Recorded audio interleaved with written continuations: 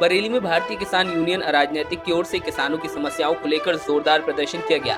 गन्ना समिति में धरना प्रदर्शन के बाद कलेक्ट्रेट पहुंचे किसान नेताओं ने कहा कि बीते 4 सालों से गन्ना का मूल्य सरकार ने नहीं बढ़ाया है, जबकि गन्ने की लागत से लेकर खाद पानी और दूसरे खर्चे बढ़ चुके हैं। ऐसे में किसान त्रस्त हो चुका है, लिहाजा किसानों की मांग है कि गन्ने का मूल्य 450 प्रति क्विंटल घोषित किया जाए। इसके अलावा किसानों ने धान क्रय केंद्रों के आवंटन का मुद्दा भी उठाया। उन्होंने कहा कि किसानों की भौगोलिक परिस्थिति को ध्यान में रखे बिना धान क्रय केंद्रों का आवंटन किया जाता है। क्रय केंद्र की जानकारी किसानों को नहीं दी जाती। इसके अलावा किसान बिचौलियों से भी त्रस्त हैं। अगर सरकार किसानों का धान नहीं खरीदना चाहती तो सीधी इसकी घोषणा कर दे। अगर खरीदना है तो एक एक दाना खरीदने की व्यवस्था कराई जाए।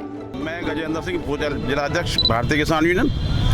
हम यहाँ पर आज आए हैं, किसानों के साथ अन्याय बराबर बढ़ता जा रहा। सबसे पहला काम होता है धान क्रय केंद्रों का आवंटन, जो कभी भी हमारी शिकायतों के बावजूद भौगोलिक परिस्थितियों को ध्यान में रखते हुए नहीं किया जाता। उसे ऐसा लगाते हैं कि एक कोने पर लगा दिया 10-10 सेंटर और पूरी तहसील खाली पड़ी है। किसी भी क्रय केंद्र पर शिकायतों के बावजूद किसानों का सीधे धान नहीं तुल रहा। और इस बात ये शिकायत करने की बात भी नहीं की, तो आप सब लोगों को सबको ओपन हो गया है कि 1000 से 1200 रुपये तक किसान धान बेचने को मजबूर है। राइस मिलर्स एवं बिचौलिए सीधे सीधे परचेज कर रहे हैं और हमारा प्रशासन जिसका कर्तव्य बनता है कि उसको एक एक धान तुलवाए, शासनादेशों के मुताबिक एक एक दाना तुलना चाहिए, कहीं भी तौल नहीं हो रही है।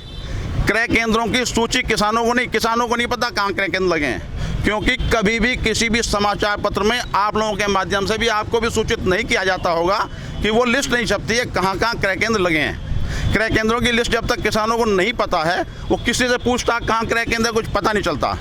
क्रय केंद्र बंद कमरों में चलते हैं, उसमें चंद लोगों का तौल कर बंद कर दिया जाता है। फरीदपुर का एक क्रय केंद्र रातों रात हटा दिया।